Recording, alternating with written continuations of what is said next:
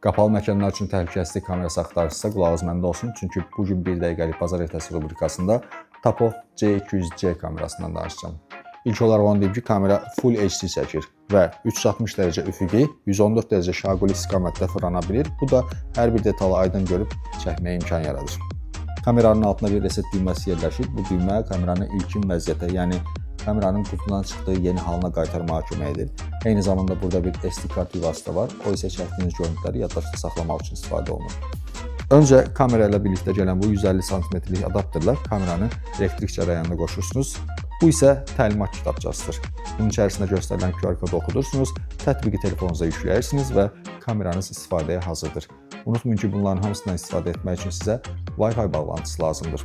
Bugünlük bazar ertəsi rubrikasında bu qədər. Connectronics səhifəsini TikTok, Instagram və LinkedIn-də izləməyi unutmayın. Gələn görüşlərdə.